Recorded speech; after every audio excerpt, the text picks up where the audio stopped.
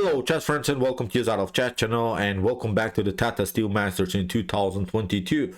So we're now already in the round 11 and really wild things happened in the round 10 because Ramesh Babu Praggnanandhaa won his game against Vidit Santosh Gujrathi, and Vidit had, I think, great chances to even win this tournament, because if he, for instance, would have won the game against Praggnanandhaa, then he would be only half of the point behind Magnus Carlsen. But this is really the strength of this tournament. Everyone can beat it, basically everyone, and with many players having their ups and downs, and this is really a beautiful tournament to watch. And here in the round 11, also weird thing happened, that Richard Rapport won his game against Daniil Dubov.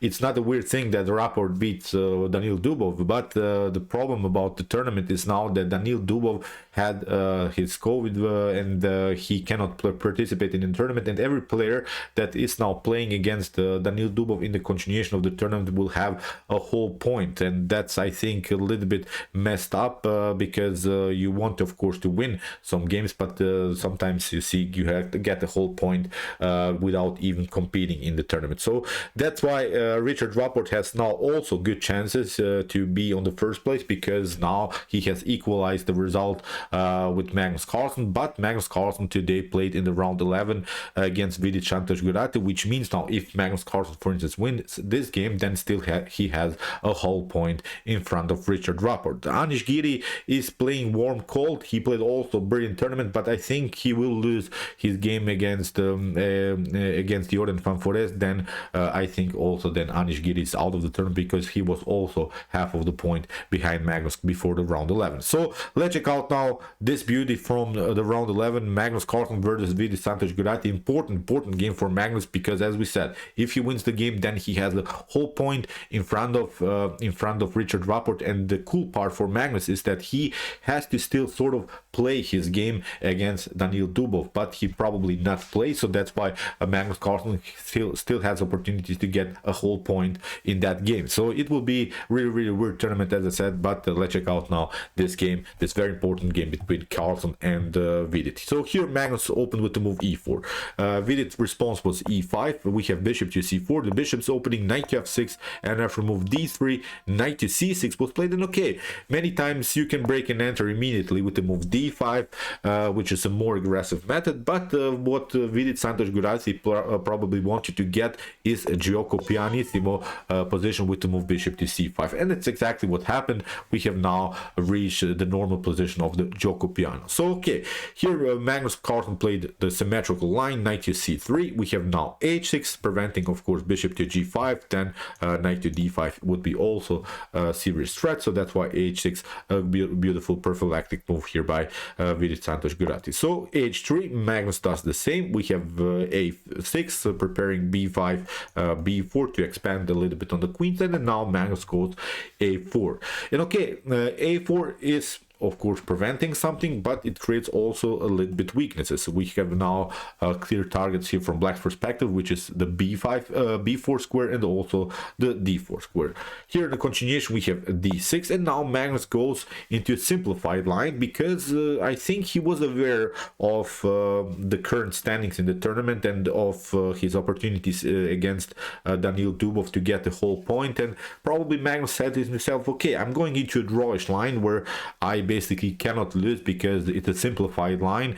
It's a good chance, I think, for Magnus Carlsen, because okay, he got his goal. He wants to get his 2900 rating points, and in order to make that happen, he has to win many games. But I think it would be very important for Magnus Carlsen to win this big event, the first big event in this new year, the Tata Steel Masters. So I think being pragmatic is a good choice in the beginning of the year, because you want to win, as I said, such a beautiful tournament. So after move bishop to e3, we have bishop takes e3, f takes e3, and now bishop to e6. So Vidit does the same. He's saying, let's go now into the most of drawish line. So here b3, Magnus fixes the pawn structure. If you take bishop takes c4, then b takes c4, I think is beautiful, because here rook to b1 can happen, and you could have some beautiful attacks on the b file. So the good part also in this setup for white is now that the d4 square is controlled, so you cannot make further progress in order to maybe get your knight on this centralized square. So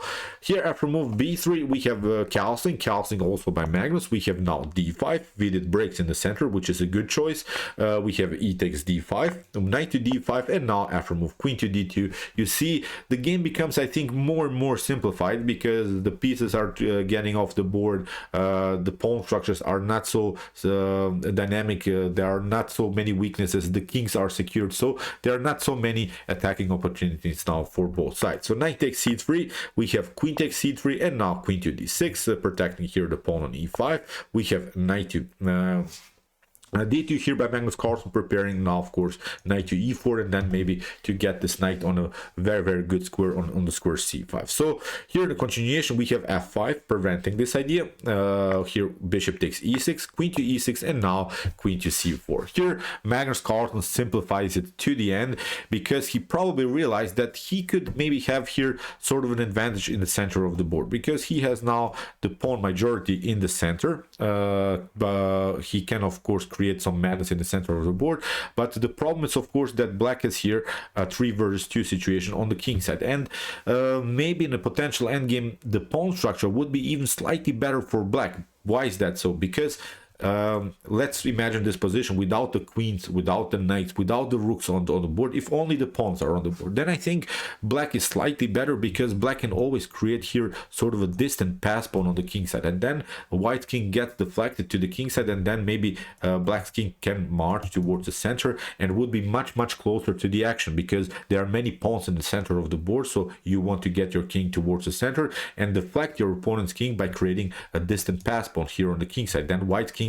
is stuck a little bit here and still simply too far away from the action. So that's why, as I said, in a potential pawn endgame, just with the pawns on the board, I think black would be slightly better because of this 3 versus 2 situation on the king side. So queen to c4, we have b takes c4. So that's why Magnus Carlsen wants to spice it up a little bit also here on the queen side, getting use of the open b file as we mentioned before. We have now e4, which is I think a good choice here by Vidit because he wants to create further weaknesses. Now if you take d takes e4, you see many pawns are weak now. c4, c2, e3 is weak, although you're losing maybe some pawns here in the center of the board, but these are weaknesses as I said. And here although maybe Magnus can take, but now with rook to e8 we can also get back the pawn. So I think nothing wrong here by Vidit. After move e4 here, Magnus Carlsen simply passed through and played the move now d4.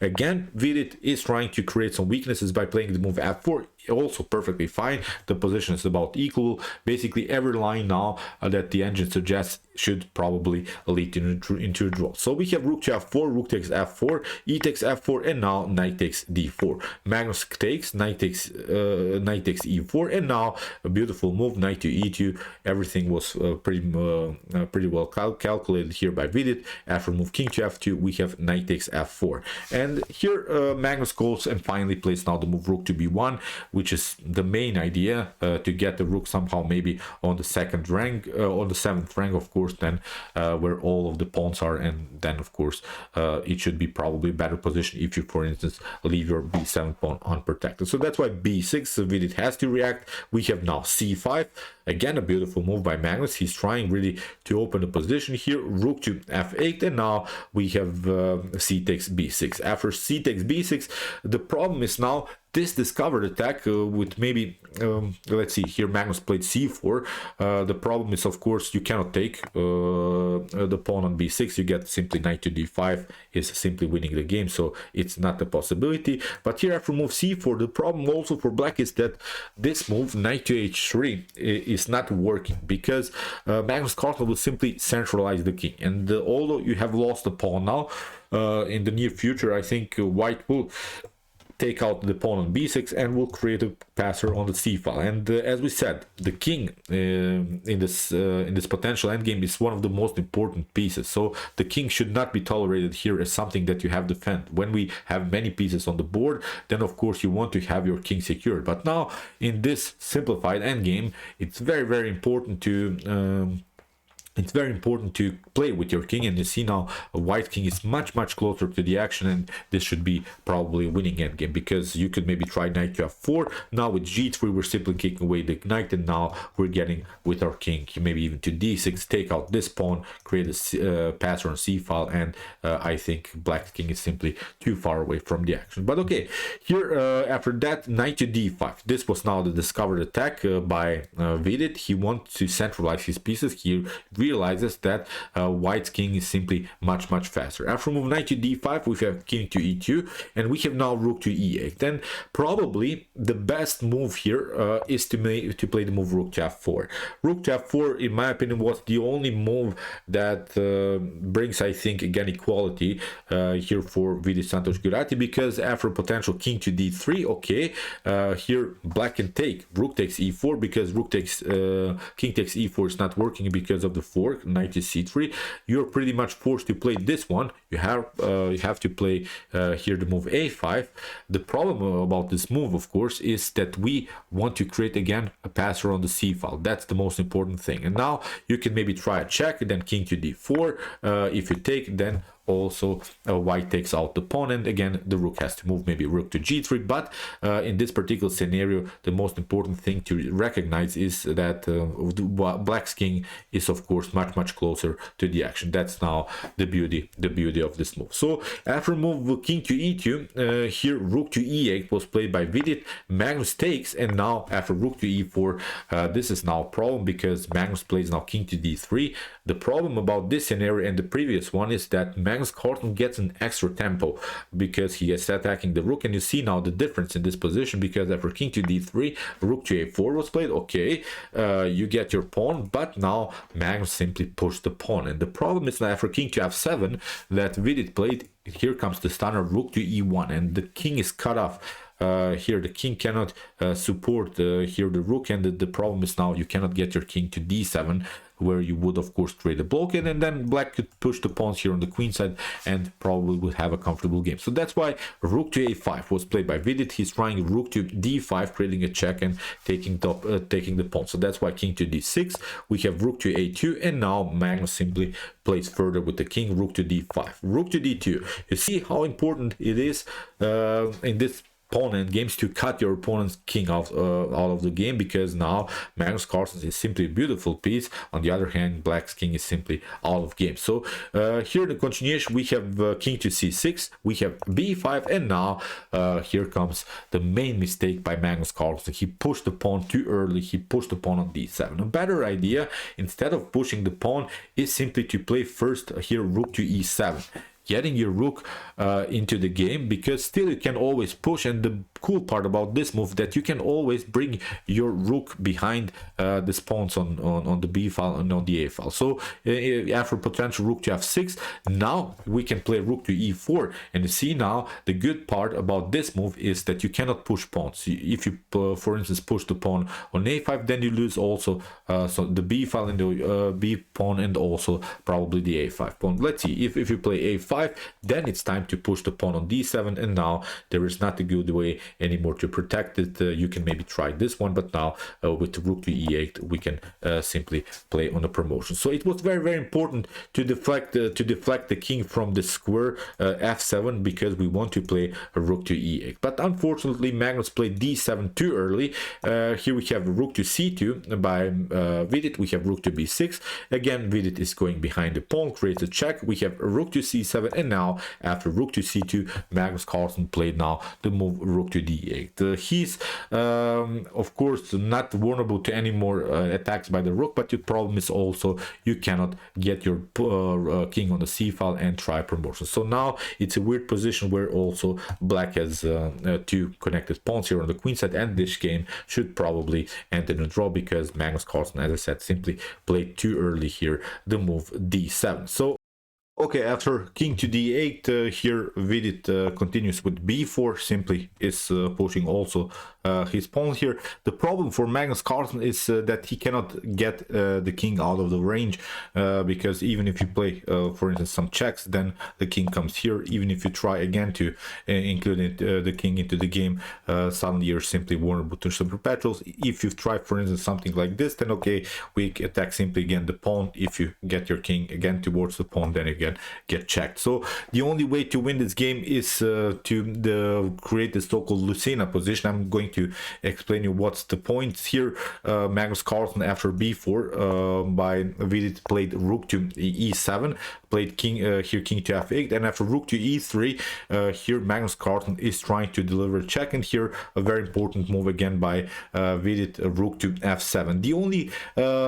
The only way maybe to mess it up is, for instance, if you play something like a5. Well, let's see, for instance, this position. The problem, that would be a huge mistake if Vidit starts to push the pawns, because then you get rook to f3 and suddenly you're in the Lucena position. That's why this move king to f7 was very important, because still you can escape with your king to g6. Because after let's see, possible a5, we play rook to f3, you go with your king here, and now you play this very important move rook to f5. This is now this maneuver that you're creating, because now let's see, you're pushing the pawn on b3.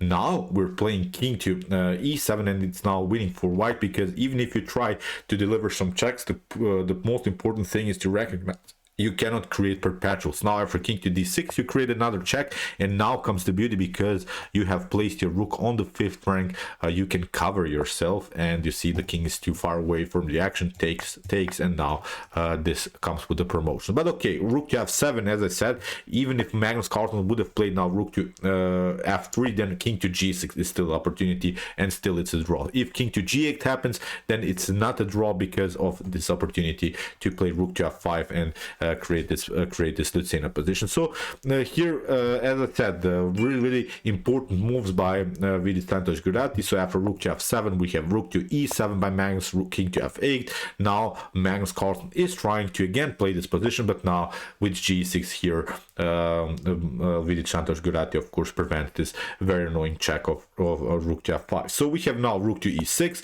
we have now b3 by Magnus Carlsen, rook to f6, king to g7, and here Magnus Carlsen tried to spice it up by king to e7, but now rook to e2, again some perpetuals that should probably enter in a draw. For instance, if you play king to d8, then again rook to d2. If you play king to c7, again rook to c2. But okay, here rook to e6 was played, Vidit takes, Magnus takes, and now also with the move b2, Vidit found a beautiful way to make a draw. Here we have a promotion, but Vidit also promotes. We have queen to c7, a check, and now after king to d8 and king to g7, in this position both players agree to draw. So the only way that Magnus could have won the game, as we said, it was in this position. Instead of this move d7, he should have played rook to e7. And now, even if for instance Vidit would have gone here with the move king to f8, then the rook to c7 leads into win, because now a potential d7 and then rook to c8 comes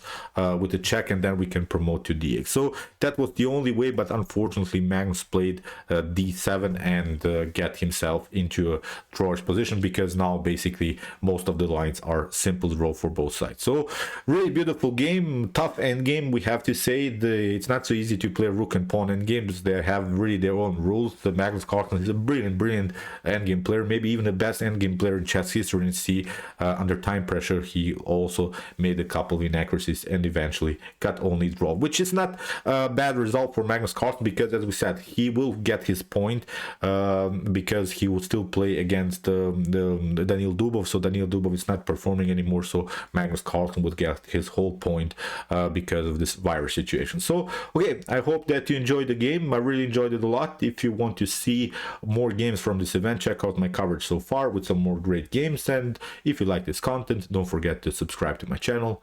See you soon with some more videos, and chess is the best, of course.